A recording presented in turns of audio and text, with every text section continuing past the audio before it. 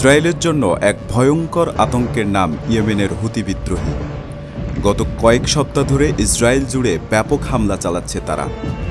ইসরায়েলে মার্কিন প্রতিরক্ষা ভেদ করে তেল আবিবের বেন গুরিয়ন, হাইফা ও ইলাতের মতো বন্দরগুলোতে ধ্বংসযজ্ঞ চালাচ্ছে ইয়েমেনি মিসাইল। প্রতিরোধ যোদ্ধাদের একের পর এক তাণ্ডবে লোহিত সাগরে বন্ধ হয়ে গেছে ইসরায়েলের অস্ত্র আদান প্রদান।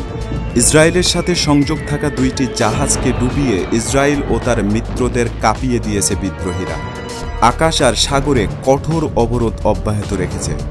ধাওয়া করেছে ইসরায়েলের পাঠানো সর্বোচ্চ শক্তির যুদ্ধ বিমানকেও। ইসরায়েলের এমন নাজেহাল পরিস্থিতিতে নতুন বার্তা দিয়েছে হুতি বিদ্রোহীরা। বজ্রকণ্ঠে প্রতিরোধ যোদ্ধাদের পক্ষ থেকে ঘোষণা হয়েছে, শত্রুর সাথে যুদ্ধের জন্য আমরা পুরোপুরি প্রস্তুত। ইসরায়েলকে ধ্বংস করা না পর্যন্ত আমরা থামব না। সৌদি আরব ও পশ্চিমাদের মিত্ররা মধ্যপ্রাচ্যকে বেঁচে দিলেও পশ্চিমাদের হটিয়ে আমরা মুসলমানদের শক্তি পুনরায় ফিরিয়ে আনব। ইসরায়েলকে পুরোপুরি ধ্বংস করা না পর্যন্ত আমাদের আক্রমণ চলবে। ফিলিস্তিনের সমর্থে যুদ্ধ চালানো বিদ্রোহীরা স্পষ্ট জানিয়ে দিয়েছে, ইসরায়েলের অস্তিত্ব অবৈধ। অবৈধ ইসরায়েলকে যারাই সহযোগিতা করবে তাদেরকেও ডুবিয়ে দেয়া হবে। ইসরায়েল ও পশ্চিমাদের যে কোনো আক্রমণের জন্য আমরা পুরোপুরি প্রস্তুত। পরমাণু অস্ত্রের মুখেও পিছপা হব না আমরা। হুতি বিদ্রোহীরা ঘোষণা দিয়েছে, আগ্রাসী ইসরায়েলকে ভেতর থেকে গুঁড়িয়ে দেয়া হবে। এমন অবস্থায় নিয়ে যাওয়া হবে যখন ইসরায়েল নিজেই ভেঙে পড়বে।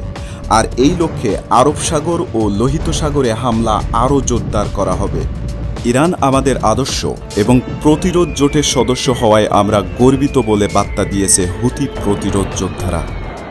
ইসরায়েলি গণমাধ্যমগুলো বলছে, নেতানিয়াহু প্রশাসন নিজেদেরকে বাঁচাতে যুক্তরাষ্ট্র ও ইউরোপিয়ান মিত্রদের কাছে আকুতি জানাচ্ছে।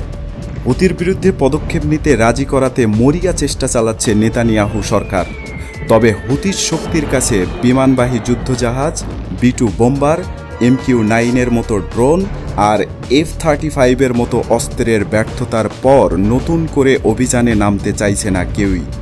বিশেষজ্ঞরা বলছে, যুক্তরাষ্ট্র ও ইসরায়েলের আগ্রাসনের পরেও হুতির শক্তি এখনও অটুট।